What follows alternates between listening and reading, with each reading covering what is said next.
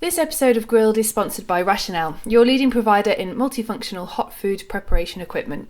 Register now for a free Rationale live demo at www.rationale-online.com. Oh, that's very tough. I think I'd choose Gordon Ramsay. He's a pussycat compared to my wife. Arsenal are just like a nothing team now, aren't they? Ooh. I personally think he was his PA, he was bringing his PA for lunch, and she was a vegan. Nobody ever called it foraging. It was just scratching around in dirt. Yeah, Halston's got some habits, all right. The prostitute, football, and Gordon Ramsay, and 4% dwarfs. That is obviously true. Firstly, Nicola Sturgeon should off. Last time I was in Thailand, I ate a raw buffalo and its offal and blood and bile lard. That's some fat, bloated, bearded mess. By which C word do you mean? Because if I'm thinking of the C word to go with the government, it's a very different one to the one that you might be talking about. Welcome to Grilled by the Staff Canteen. I'm Cara, the editor of the Staff Canteen, and if you enjoy this episode, please do recommend us or rate us where you get your podcasts, because the more listeners, the better. This episode is about keeping it in the family. I've been talking to those in hospitality who have braved working with family, why they do it, the highs and the lows of that working relationship. So my guests today are legends in the industry in their own right, but they also come from one of the most influential and iconic culinary families in the world. They have 5 Michelin stars between them, and they are responsible for training and nurturing some of the best chefs in the UK and further afield, in not just their own kitchens, but also as part of the Roux Scholarship. And for some reason, they've agreed to be grilled by the Staff Canteen. So Alain Roux and Michel Roux Jr., welcome to Grilled. Thank you. How are you both? Let's start there. Let's start with my cousin Alain.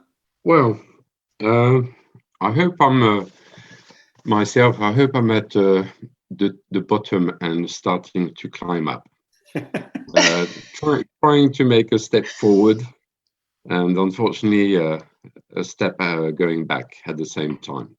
But no, I think I try to think positive. I know it's very difficult at the moment, but I'm well otherwise. I'm well. Good to hear. Michel, I know we spoke briefly before we started, but yet for the benefit of everyone listening, how are you doing? Yeah, not too bad. Obviously, tinged with sorrow because of recent events. But moving forward and looking forward, which is the most important thing. Like Alain said, you've got to stay positive, and you've got to look for those little positives out there and grab them and run with them. So Alain is dressed in his chef's whites, and I believe he's grilling burgers today. Now that has to be a positive. Chicken and beef, yeah, at the brasserie at Skindles, yes. I'm on my way, chef. I'm on my way. Takeaways only. Well,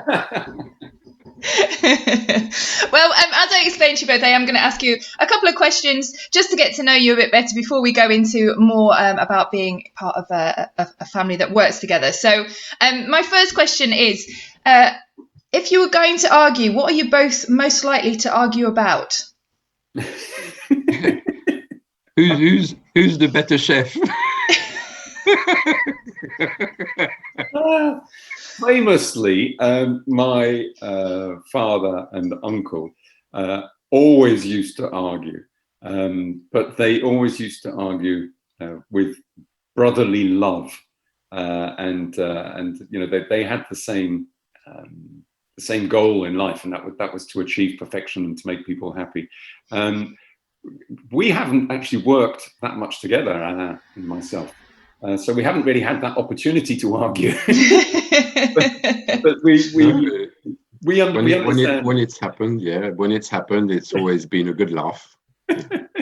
Yeah, exactly. But we understand each other very well, and I think that's the thing, because both being sons of iconic chefs and iconic figureheads, we understand each other very well. Well, I'm glad you answered that with a smile on your face. I mean, this is about half an hour's worth of podcast, so maybe you might argue by the end of it. We'll see.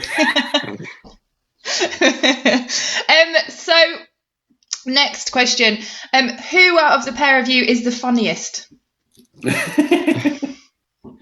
Well, I would say my cousin, because I'm more in the French language, and French humor is not great. So the English don't always catch it. Yeah. Yeah. So I know a lot of our colleagues or friends are very kind with me, and they don't say much, and they try to laugh. But no, I know I might be childish. I'm trying to stay young. But I think Michel knows quite a few good funny stories. Yeah. Yeah, but we can't reveal them on this podcast. It's for a late night podcast that we can do those stories. Oh, okay, I will book that in later. I don't mind. We can start now. I'm intrigued now, Michel. I've got some cider there ready.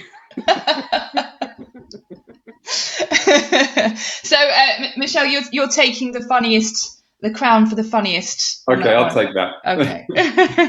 So, again, to both of you, if you could eat one thing for the rest of your life, what would it be? Well, I haven't tasted Alain's burgers yet, but that's to come, I suppose. But no, gosh, I love chocolate. So I think, in fact, I eat chocolate every day. I mean, after lunch, I'll have a little piece of chocolate and with my coffee, and very often I have a piece of chocolate in the evening as well. But it's good chocolate, not cheap confectionery. I hate cheap confectionery. It's just too sweet and a waste of calories. Give me a nice piece of proper, good quality chocolate. Yeah. Okay. So chocolate for you, Alain?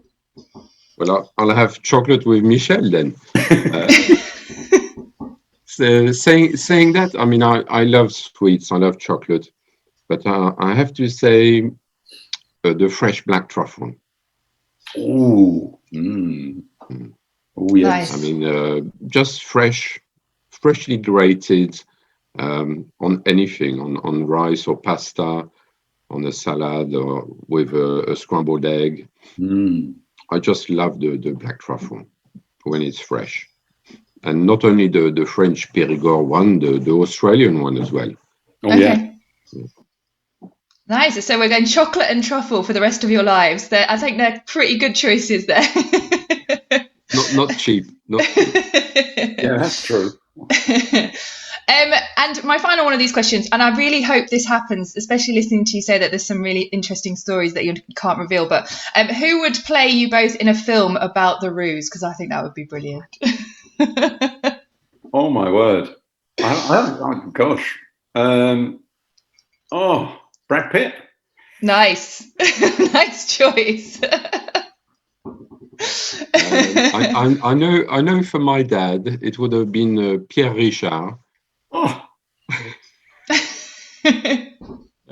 Myself, I don't know. I don't mind Louis de Funès.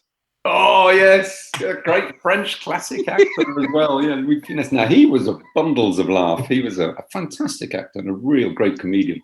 Or Charlie Chaplin. I don't know. Now you're going a bit too far back.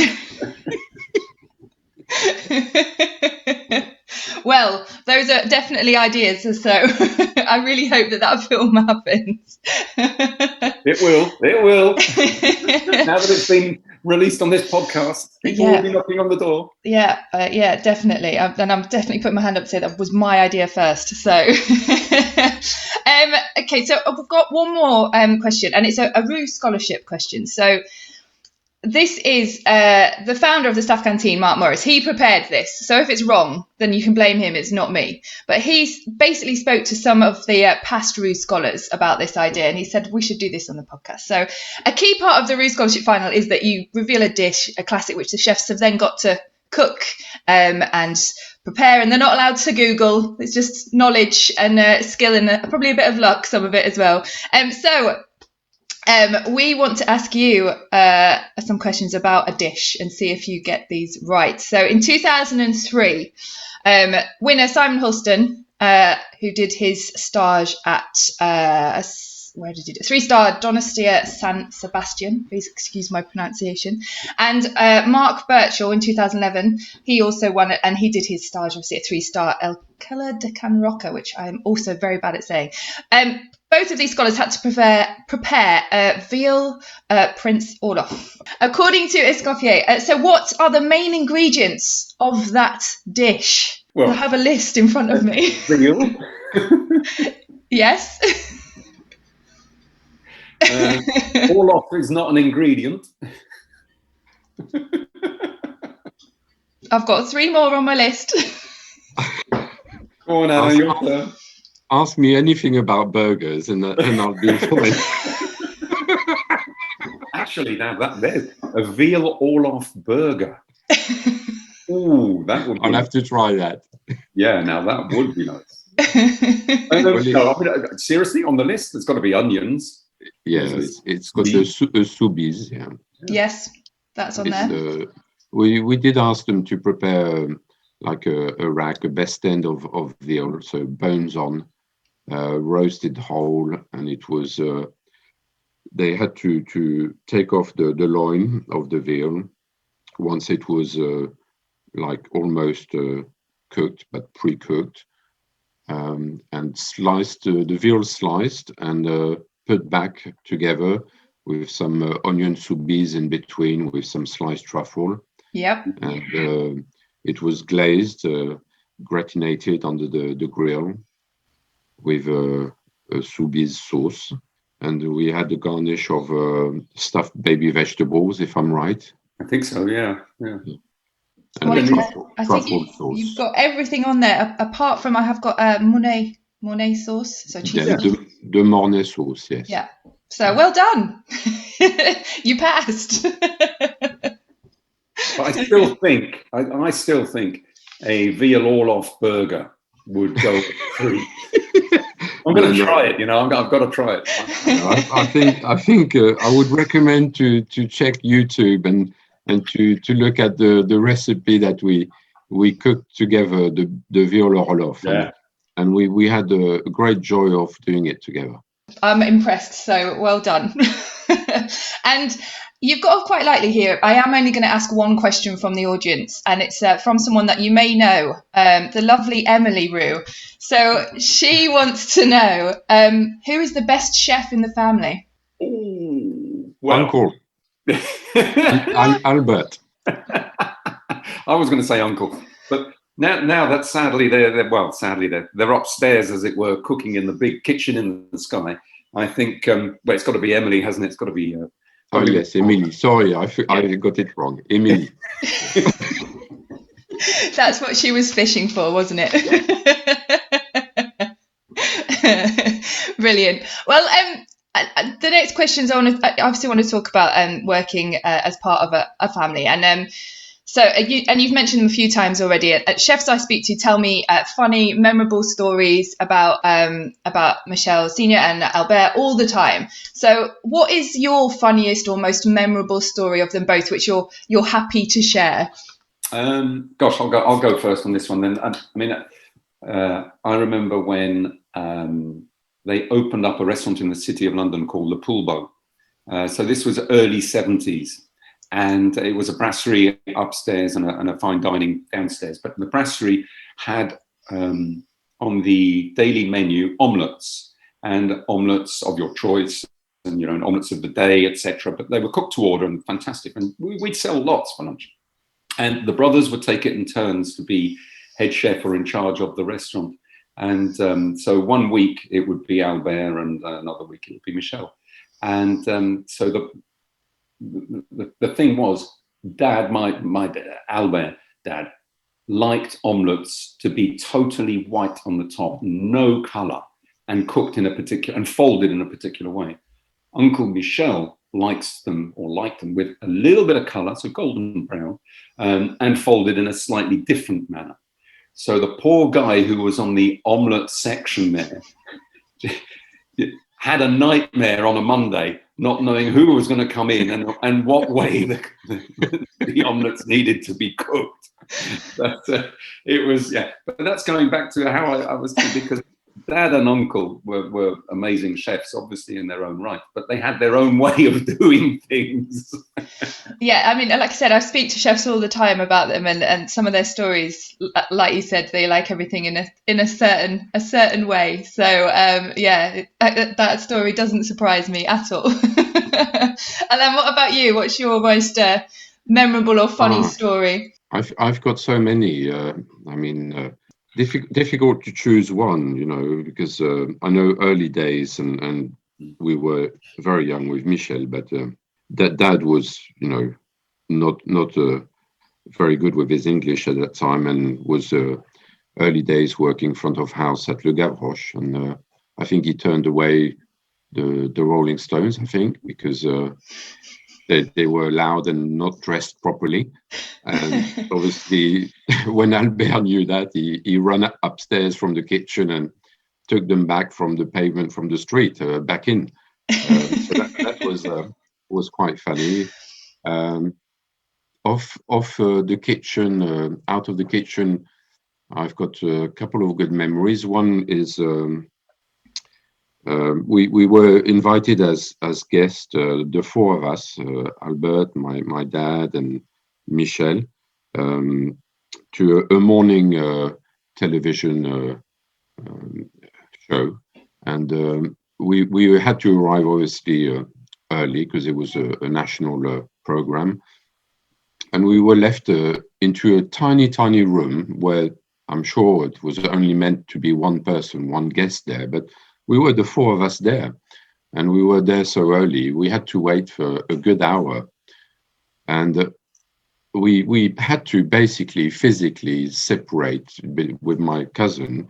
We had to separate uncle and dad because they got to fight after 15 minutes. One was hitting his brother with the stick, and the other one was trying to punch him in the stomach. Oh dear. And it almost carried on even on set, which was obviously quite scary, being a live show. It was funny, but in the memories, but at the time it was quite scary. What was the argument about? Do you know? Or? Oh, no, nothing. Stupid things. But mostly it's either food related, cooking, or woman related. One of the two. Yeah. Another funny story I had with Dad was one day I got to struggle with one of my knees. Sunday lunch, full house, middle of the service, and my knee got stuck. I couldn't even put my weight on my leg, and like the busiest service of the week, Dad ended up shifting me into the back of the estate car and drove me to Wexham Park Hospital, to the emergency, and stopped the car park, run to get a wheelchair, and managed to put me on the wheelchair, and he rolled me quickly into the hospital, and he was with his chef jacket. And the place was just chock-a-packed. It was, it was really busy. And I don't know, about a dozen people stopped him for help. They thought he was the doctor.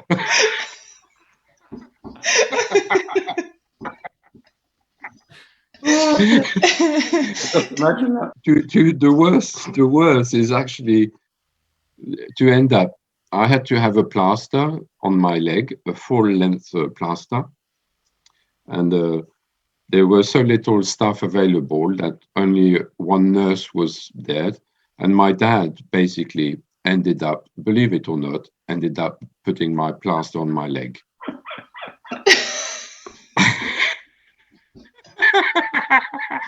He was with his chef jacket, sleeves all up, and he wrapped my leg and did a plaster, and I was like spot on. So much relief, and what a story! I mean, I'll never forget that.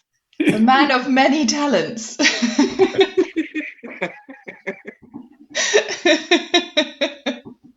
Brilliant. Well, at least he did a good job and he didn't do the wrong leg or anything. So thank you for sharing those. I'm sure you've got loads that you could go on for hours. When you take a step back and you look at obviously the Roux family within the industry and the respect that everyone has for you, it must be quite, I don't know, it must just be a bit, wow, I'm part of this and the respect is amazing. Gosh, I never even think of it that way. I mean, it's like Alain, we were born in a kitchen practically, and we don't really think of it in that way. It's just what we do, and there's no falsehoods about it. It's just who we are. We're not actors. We're not pretending to be somebody else. It's just who we are, and that's what we do. Yeah, if I can just add, it's very, I think for us, very natural, because it's mainly not only our grandmother influence, but our fathers. And when we're born into it, we just don't realize. And when it's your relative, your parents, your dad or your uncle, you don't realize. I think we admire them because we at a young age we realized what they were doing and the skill they had. But I think we look around and we admire other people, I think, as much as our family.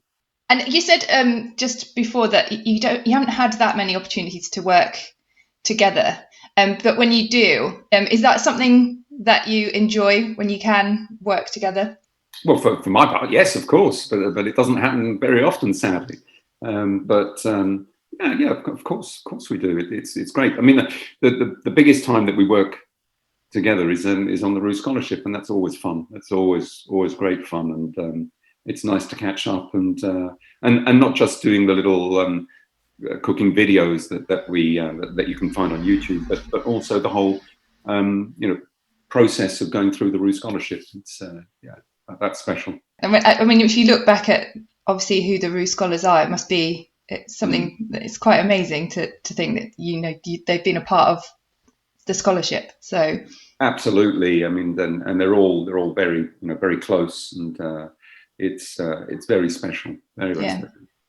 And was it easy for you to both decide to kind of head that up when you two took the reins kind of thing on the Roux Scholarship? Was that an easy decision to take that on? I think that in the family there are things where you've got no choice, and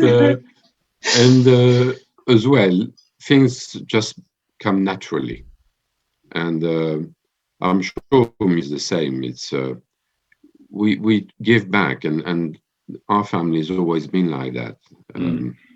Our fathers have always given back, and they've started the Roux Scholarship for mainly that reason.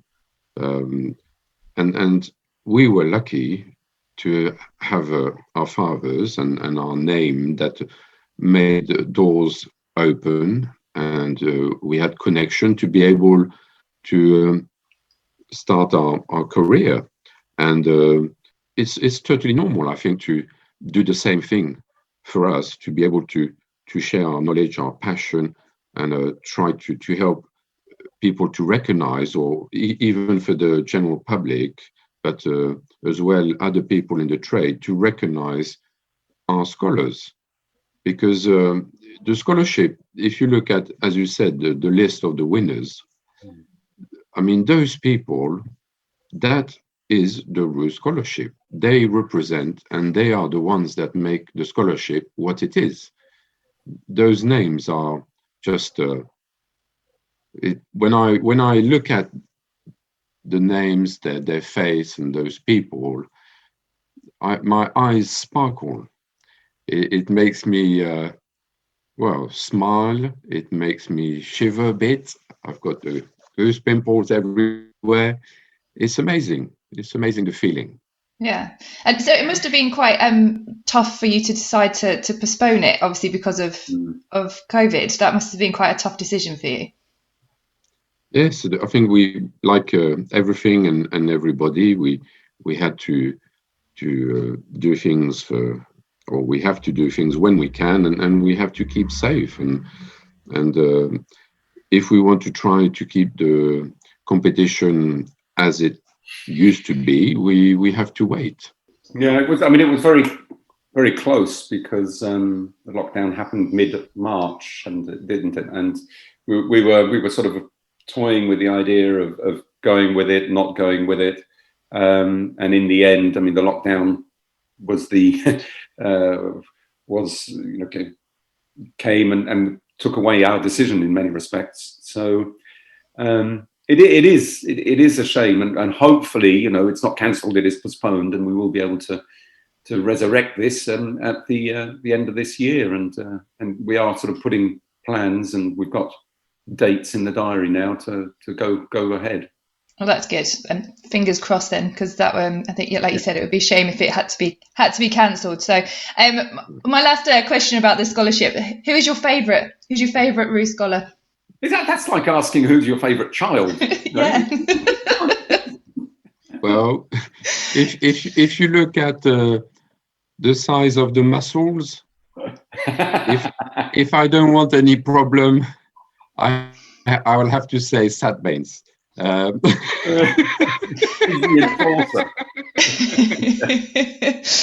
all the Roux scholars that are going to listen to this. I don't think that question is fair. No, unfortunately we have a couple that in the 30 plus scholars. We have a couple of them that have passed away, and obviously our first scholar, which was Andrew Fairley. I know I really miss him very, very much. Yeah, no, I think everybody does. He's very much missed. Sat Baines would be very happy about forcing you to make that answer. And I want more Indian takeaway as well. Oh my word, that is good, isn't it? Oh. That is super good. His mum is good. Yeah. It's not his cooking; it's his mum's cooking, really. She should enter the scholarship. Brilliant. Alain, you took over the waterside in 2002, I believe that's correct. And did you instantly want to make changes, or have you always thought, no, this is it's good and it's what it should be, and you just wanted to follow that, or did you have an idea in your head of, now I want to do this with it? I'm not too keen on the word "took over." Okay. When you have a father, I'm sure Albert was the same. There's only one chef in the family. Yeah. And then that was our father. So yeah, I was just left to be in charge, basically. So yeah, unfortunately, since Dad is passed away, I have to take over things alone. But yeah, I'll try my best to continue. But no, I've joined Dad at Waterside in 1992, and I think as soon as I arrived, I tried when I could and when I thought it was a useful move to share my knowledge, share my point of view, and try to bring up things. But I don't think I've ever been very pushy on that, especially when you're young and when you know the trade. You've got so many things to learn from your peers and from what's happening in a kitchen, and a kitchen like the Waterside or the Gavroche.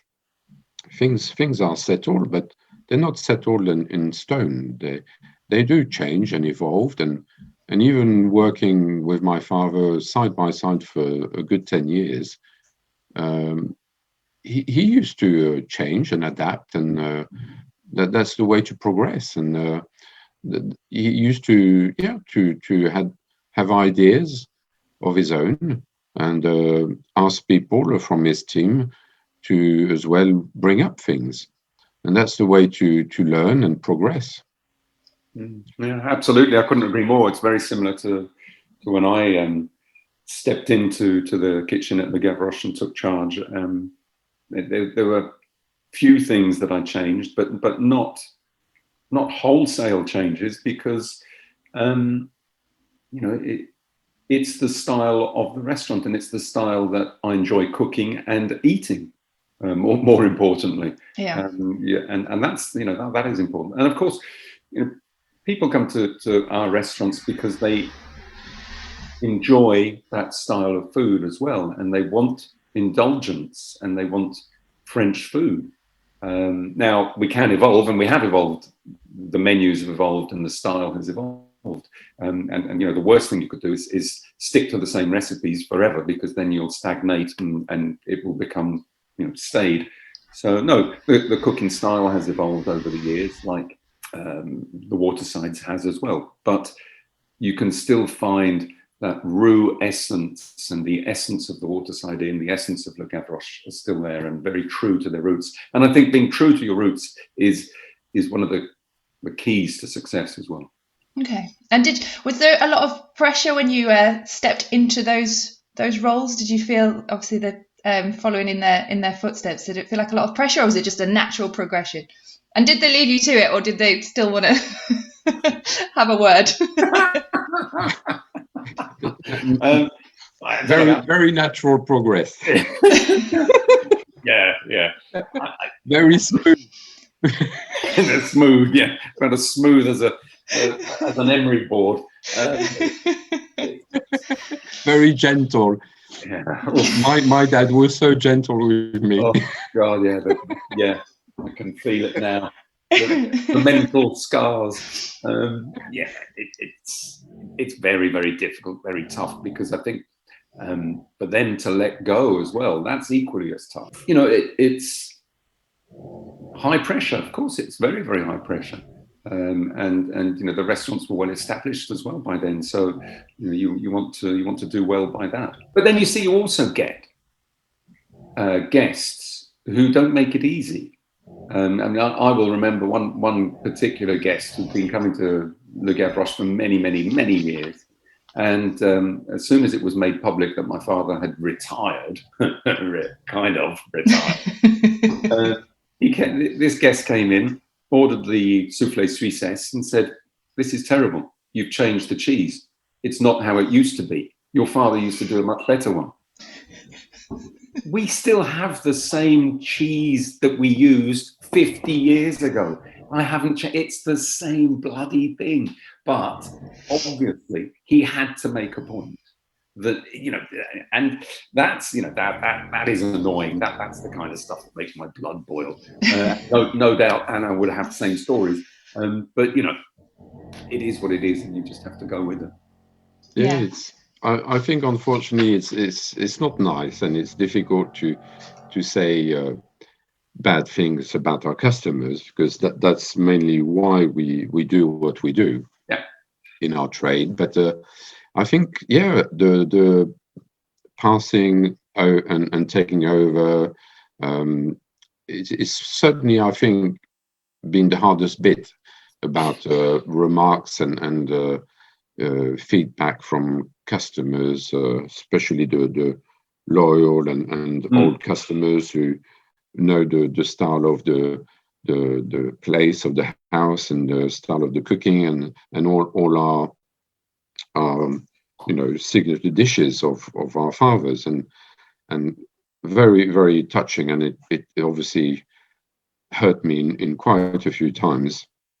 And I'm sure I have to say I've lost some of my father's customers because they saw a difference which they did not appreciate, and unfortunately was in the wrong way, the wrong side.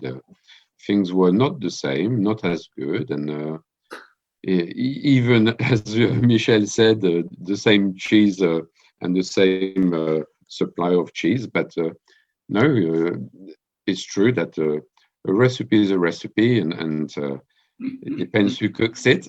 So I can't disagree. But we never can win all the time, unfortunately, in our business. That's true, but that's what makes life interesting. Yeah, we try. That's one of the big challenges, which we love. Yeah. Well, yeah, we do love it. Otherwise, we wouldn't be here, would we? Now, was it always inevitable that you were both going to be chefs, or did you have ideas that you wanted to do something else ever at all as you were growing up? Well, for me, no. I mean, I always wanted to be a chef, or at least working in the hospitality industry. I love it. It's not a job. It's just part of my life. I enjoy it so much in every aspect of the hospitality industry. And I firmly believe that there's a job for anyone in our industry, anything, anyone, any level, which is fabulous. You know, you can't say that about all crafts or all industries. I wasn't particularly an academic at school. I enjoyed school, but not that much. I was desperate to leave at the age of 16 and start work. I suppose I was good at sports and still enjoy sports. So in another life, maybe I would have given Mo Farah a run for his money. My dream. Alain, what about you? Is it always going to be? I would dare to run next to my cousin. I would be next to him at the start of the race. And that would be it. Then jump in an Uber. I know you would come and visit me in hospital after. No, I was very good at school, and I was very academic, and, and I wanted to be an accountant. It's the part of the business I love during board meetings, all those figures and numbers. Luckily, at the moment, it's great because they're not very big numbers at the moment.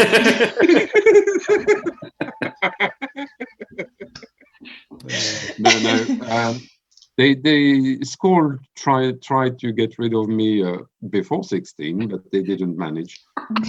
I was very happy to leave school and start an apprenticeship at 16.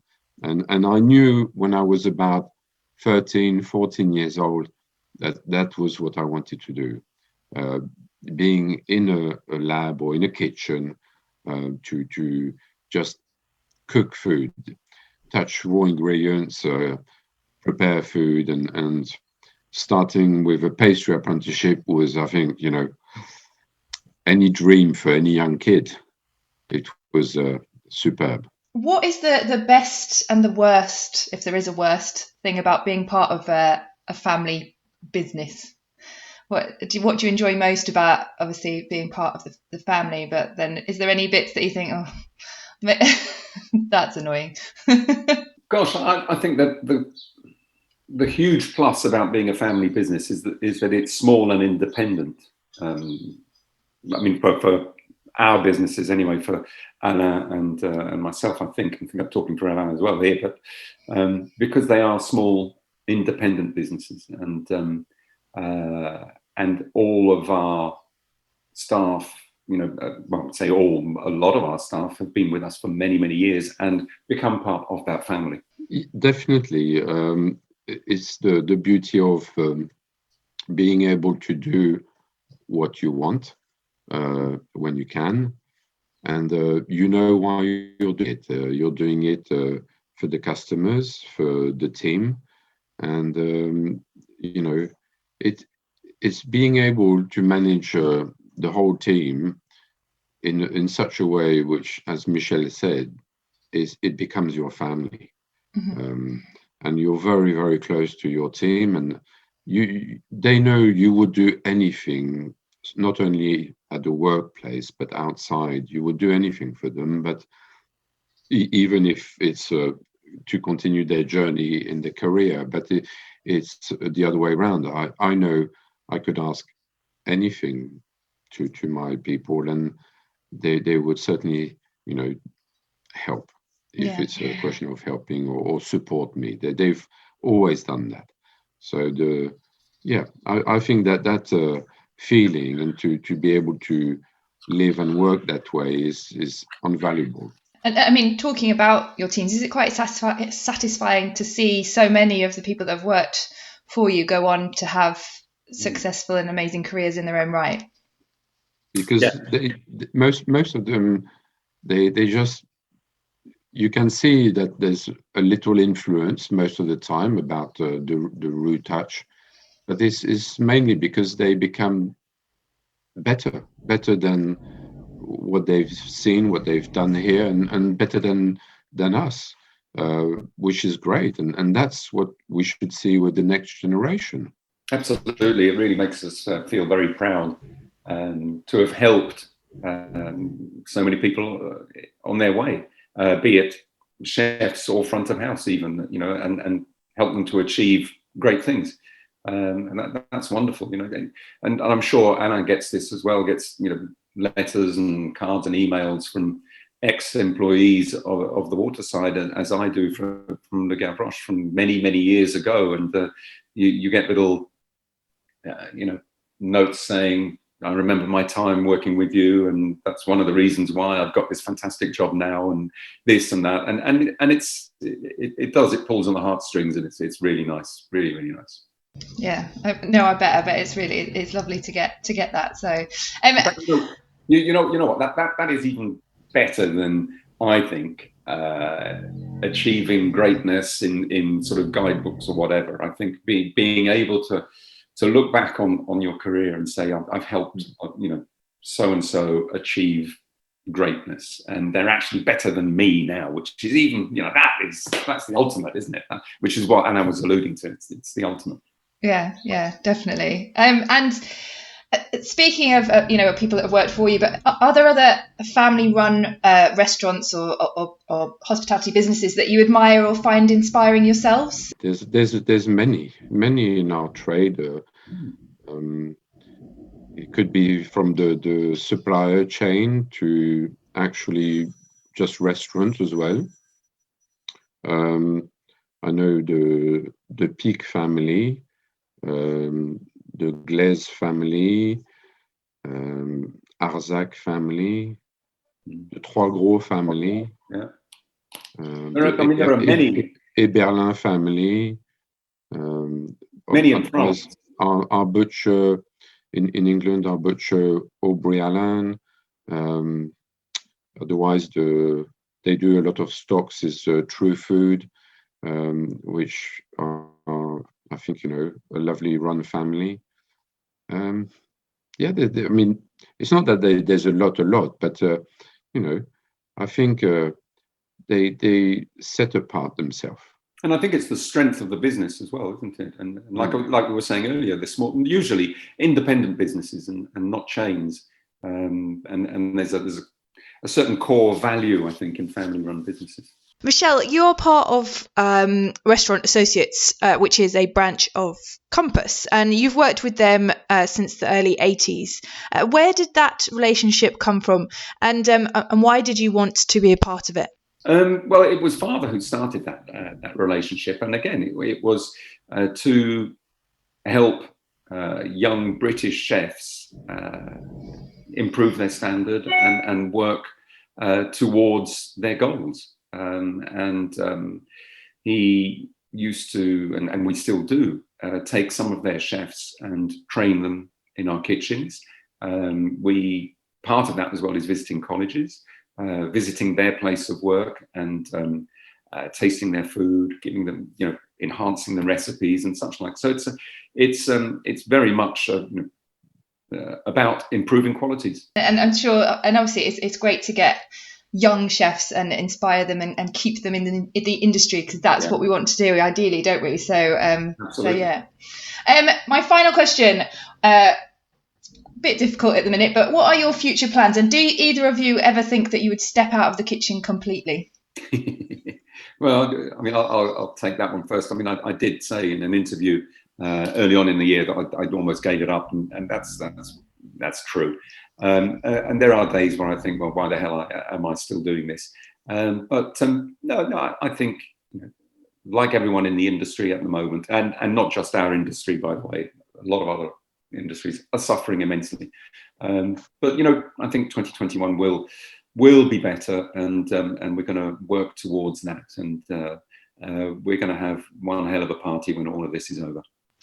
Definitely, I can't wait for that party. Alain, what about yourself? Yeah, I still need to pay for my pension. Yeah. Actually, I need to start. Actually, no. Yeah, definitely. I just can't wait for being able to reopen our businesses as soon as we can, and we're allowed to in a nice, proper, safe way. Because that's what we love, and I really miss it, and I miss not only our customers but my team. So yeah, it's continuing or getting back to what we used to do. A new project for the moment, no. It's not the right time to think too much about that, and retiring, stopping, or what.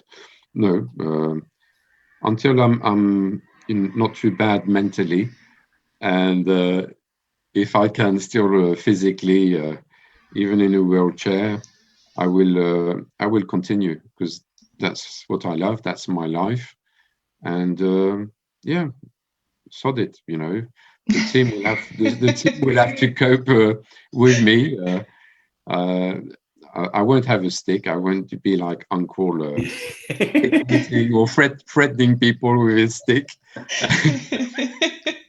It worked, though, didn't it? It worked.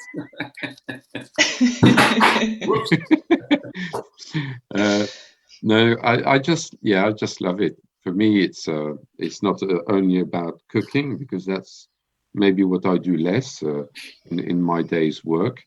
It's a question about running a restaurant with rooms, and on the side of that we have a brasserie, which is only down the road.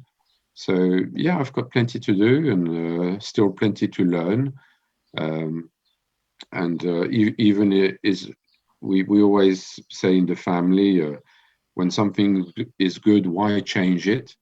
I will not change, but I will try to keep the evolution going. So no revolution, just evolution. Well, that's good to hear that you're both going to stick around for a bit longer in the kitchens. We'll try.